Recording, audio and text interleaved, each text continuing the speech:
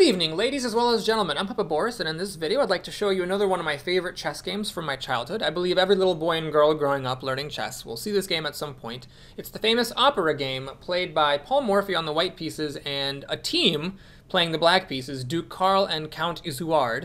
The story goes that this game was played at the opera, and Paul Morphy wanted to beat his opponents quickly so that he could get back to watching the opera. Paul Morphy was one of, in my opinion, the most tragic figures in chess. He was undoubtedly the best player in the world in his day, and he was quite a celebrity, but chess wasn't a real profession back then, and Morphy didn't consider it a serious calling, so he retired, tried to become a lawyer. No one gave a shit about his law practice, they just wanted to play chess with him, and then he became really depressed and lived out his days sad and alone. It was quite depressing. Had he been born maybe 30 years later, when chess was an established, legitimate calling that a man or woman could pursue, he might have been able to achieve pretty great things, might have become world champion. Well, who knows what might have been. The point is, in this game, he played e4.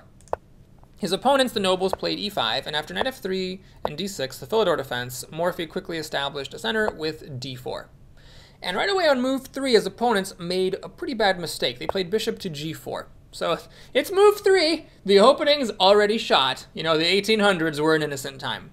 But what I'd like to emphasize in this game is the fact that pretty much all of Black's mistakes were logical mistakes. What I mean by this is that you can kind of see, or at least make a pretty good conjecture as to what the nobles might have been thinking when they made their moves. Each move has a certain kernel of logical principle behind it, and the mistakes are very instructive. So what is the problem with bishop to g4? Well, first, let's talk about what's perhaps a motivation to play this move.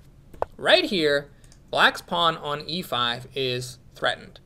You play bishop to g4, and you're kind of protecting the pawn. After Morphy takes the pawn, the knight is pinned and will not be able to recapture after the black pawn recaptured.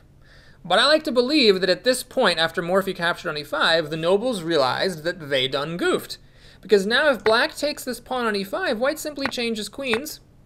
And after knight takes e5, the bishop is attacked, the pawn on f7 is attacked. So black has to move the bishop back to dodge the bishop's attack and also protect f7. And what do we have? White is a pawn up in the endgame, he's more developed than black, and he has the first move. So there's really just no reason for black to enjoy this. So black thinks, okay, here we are, can't take on e5, what do you do? Well, you take on f3. After capturing on f3, white captures the bishop, black captures the pawn, and voila, black has held on to the pawn, hooray! But the problem is that now Morphy plays bishop to c4. This develops the bishop, and now there's a threat of queen takes f7 checkmate. So what do you do?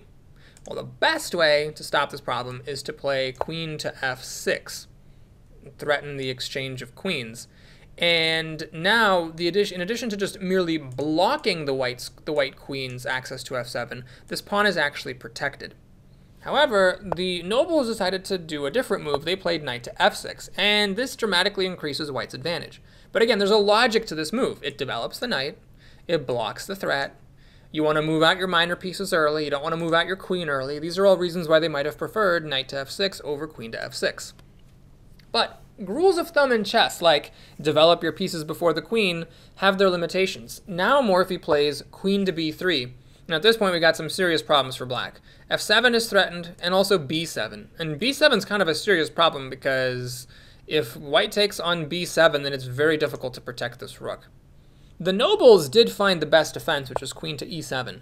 And now if Morphy had taken the pawn, then you can save this rook by playing queen to b4 check.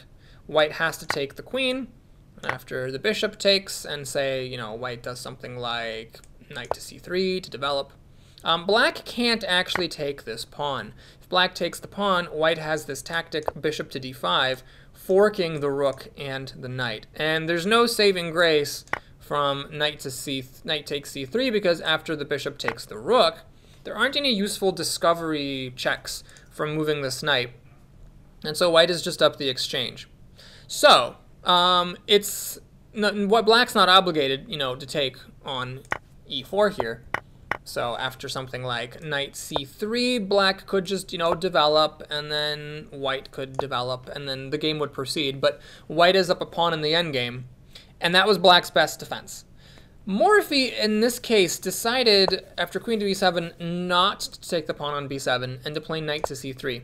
And he was criticized for this later on by Wilhelm Steinitz and some other, or is it Steinitz or Steinitz? Wilhelm Steinitz, the first world chess champion, because that person, Wilhelm, believed that queen takes b7 was the better move. And he was kind of right and kind of wrong. In the engine's eyes, queen takes b7 is the better move. It leads to a higher evaluation of the position for white. But as I talked about before, when you're evaluating positions with a chess engine, it's not enough just to look at the final evaluation. You also have to consider how easy each position is to play for each side. After this endgame transposition, when white takes on b7, it's pretty easy for black to play, it's pretty easy for white to play. White has the advantage, but both sides have a decent number of options per move. In this situation, it's pretty easy to find the right move, or at least a good move for white, but black is kind of in trouble because it's difficult to play.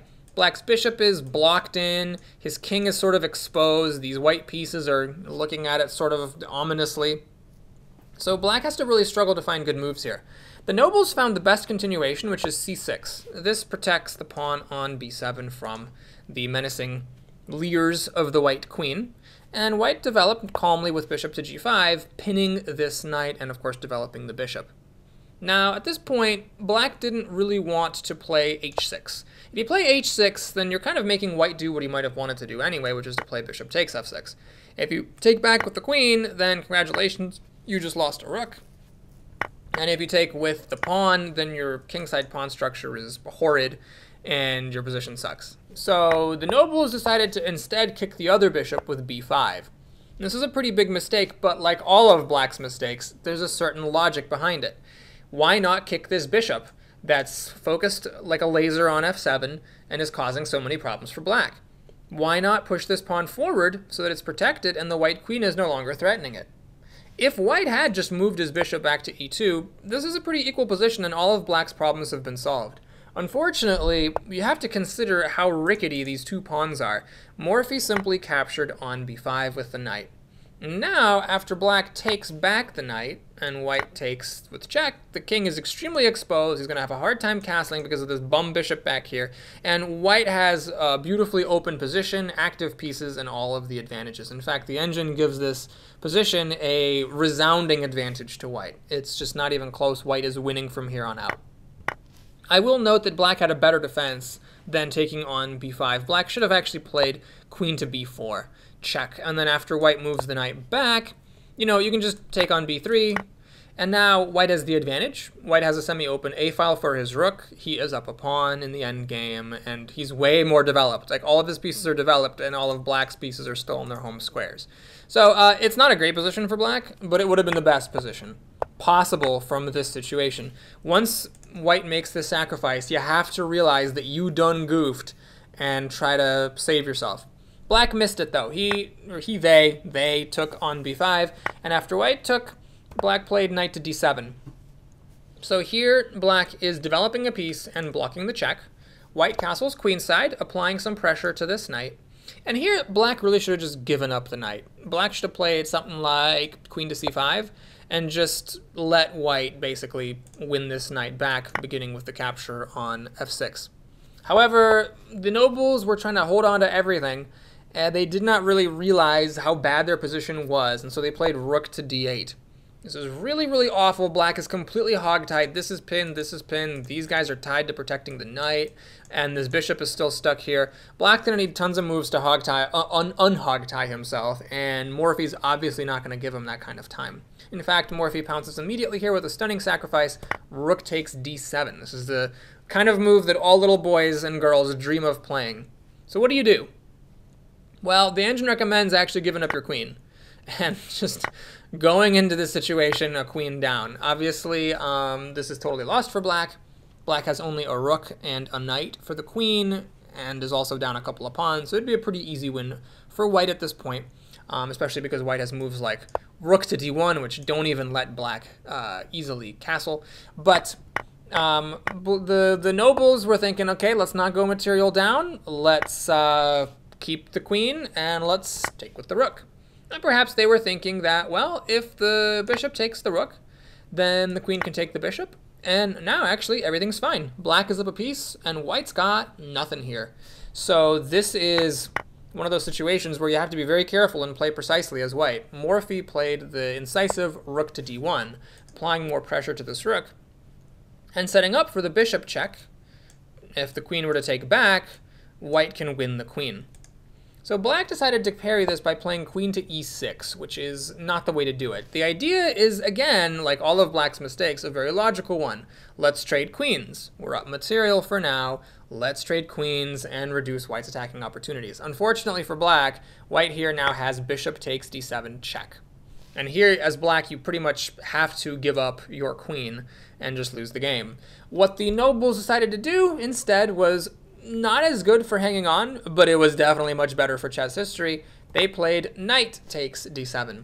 And at this point, it certainly on a first glance looks decent for black.